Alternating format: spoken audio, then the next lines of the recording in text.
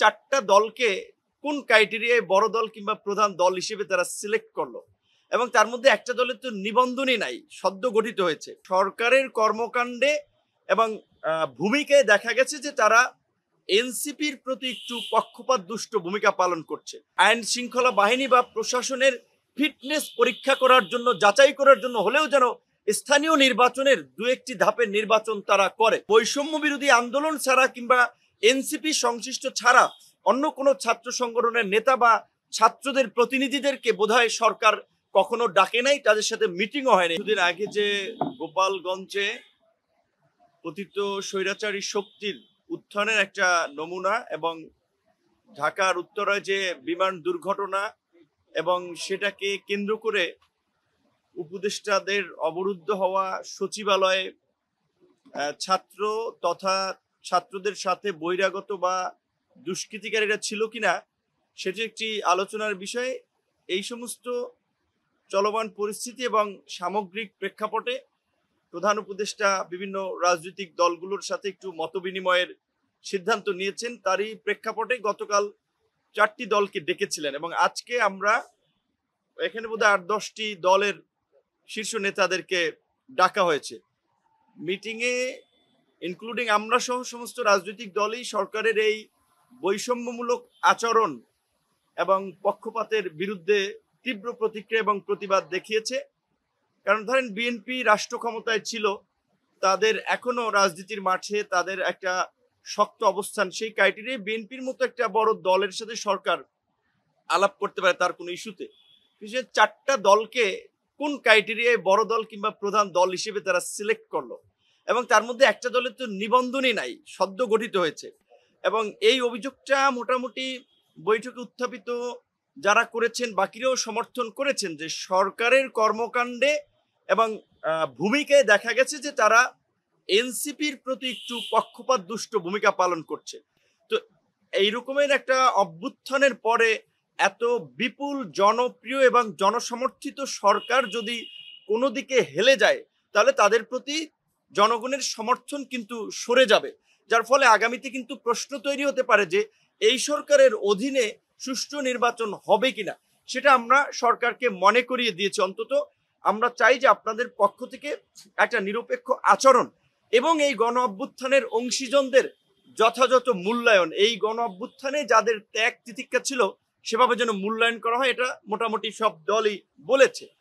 আইন শৃঙ্খলা পরিস্থিতি নিয়ে আমি আমার জায়গা থেকে বলেছি যে চিটাগাংয়ে যে আইনজীবীর হত্যাকাণ্ড ঘটলো চিন্ময় কৃষ্ণ দাসের গ্রেপ্তারকে কেন্দ্র করে, এই তথ্য আমার মতো একজন সাধারণ নাগরিক আগের রাতে পেয়েছিলাম। গোপালগঞ্জে এই ঘটনা ঘটবে এটা তো আমরা আগের রাতেই সবাই আগের দিনে আঁচ করতে পেরেছি। তাহলে সরকারের আইন শৃঙ্খলা বাহিনী বা গোয়েন্দা সংস্থা যদি এইটা আঁচ করতে না পারে, তাহলে বুঝতে হবে হয় তারা ব্যর্থ, না হলে সরকারের সাথে তাদের সমন্বয় হচ্ছে না। ভবিষ্যতে যেন সরকার এই পরিস্থিতিতে সতর্ক থাকে এবং সামনে আরো নানান ধরনের সংঘাত সহিংসতা হতে পারে। আমার জায়গা থেকে আমি সরকারকে অ্যালার্ট করেছি, কারণ পতিত স্বৈরাচারী শক্তি বিভিন্ন ইস্যুতে গড়ে ওঠা আন্দোলনকে পৃষ্ঠপোষকতা করে বিভিন্ন ধরনের নাশকতা বিশৃঙ্খলা করতে পারে। সেই বিষয়ে আমরা সরকারের দৃষ্টি আকর্ষণ করেছি, তাদের গোয়েন্দা সংস্থাগুলোকে অ্যাক্টিভ করে এই বিষয়ে যেন তারা ভূমিকা নিতে পারে, এই বিষয়টিতে আমরা বলেছি। বিশেষ করে আমরা যেহেতু জাতীয় ঐক্যমত্যের কমিশনের চেয়ারম্যান, আপনারা জানেন প্রথমবারের মতো এই ধরনের মিটিংয়ে উনি ছিলেন, সচিব ছিলেন ওই কমিশনের, যেই কারণে আমরা পরিষ্কারভাবেই বলেছি যে তাদের সামনে যে কমিশনের ভূমিকা আমরা দেখি যে অনেক ধরনের সিদ্ধান্ত দু একটি দল কি বলছে সেটার উপরে ডিপেন্ড করছে, এবং তাদেরকে কনভিন্স করে একটা কনক্লুশনে পৌঁছানো বা সিদ্ধান্ত পরিবর্তন করার লাইনে যাচ্ছে। তো সংস্কার কমিশন কিংবা সরকার যেন বৃহত্তর জন আকাঙ্ক্ষার পাশ কাটিয়ে তারা যেন কোনো রাজনৈতিক দলের প্রতি বায়াসড হয়ে কিংবা কোনো রাজনৈতিক দলের চাপে এই ধরনের সিদ্ধান্তে না পৌঁছায়, সেটি আমরা স্মরণ করিয়ে দিয়েছি। বিশেষ করে এই গণ অভ্যুত্থান পরবর্তী পরিস্থিতিতে আমাদের যে প্রত্যাশা ছিল সেইখানে বড় রকমের একটা ধাক্কা আমরা খেয়েছি। সরকারেরও জনপ্রিয়তা কিছু ক্ষেত্রে আপনার হ্রাস পেয়েছে, সেটা তো সরকারও বুঝে। গতকালকে আমরা যারা উপদেষ্টাদের একটা ছবি দিয়ে দেখলাম যে 5ই আগস্টের পরে জনতার বাহাবা নিয়ে আপনার আর্মির এপিসিতে যাচ্ছে সেলুট নিয়ে, আর গতকালকে জনতার রোষের মুখে 2 জন উপদেষ্টা 9 ঘন্টা ধরে অবরুদ্ধ। এই কারণগুলো সরকারকে খতিয়ে দেখার জন্য আমরা বলেছি, এবং বিশেষ করে সরকারের উন্নয়ন কর্মকাণ্ড এবং সেবাকে তৃণমূলে যারা পৌঁছে দেয় সেটা হচ্ছে লোকাল গভর্নমেন্ট। লোকাল গভর্নমেন্টের জনপ্রতিনিধি না থাকায় একটা ব্যাপক বিশৃঙ্খলা হচ্ছে, প্রশাসন নিয়ন্ত্রণ করতে পারছে না।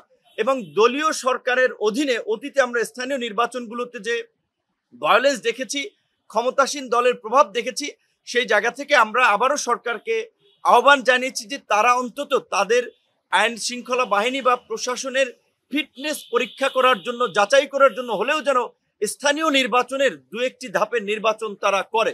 পাশাপাশি এই গণ অভ্যুত্থানের সবচেয়ে বড় স্টেক হোল্ডার বা অংশীদারদের মধ্যে ছাত্র নেতৃবৃন্দ অন্যতম। গত 11 মাসে আমরা দেখেছি যে আমরা যেটা বলেছিলাম যে একটা রাজনৈতিক ঐক্য ফোরাম করা, জাতীয় ঐক্যের ছাত্রদেরকেও প্রধান উপদেষ্টা মাঝে মাঝে বসবেন, তাদের সাথে আলাপ করবেন, বিভিন্ন বিষয়ে তাদের মতামত নেবেন। সেই ক্ষেত্রে বৈষম্য বিরোধী আন্দোলন ছাড়া কিংবা এনসিপি সংশ্লিষ্ট ছাড়া অন্য কোনো ছাত্র সংগঠনের নেতা বা ছাত্রদের প্রতিনিধিদেরকে বোধহয় সরকার কখনো ডাকে নাই, তাদের সাথে মিটিংও হয়নি। উপদেষ্টা আমাদেরকে সামগ্রিক প্রেক্ষাপটে আশ্বস্ত করেছেন সংস্কার যে কোনো মূল্যে তিনি বাস্তবায়ন করতে চান।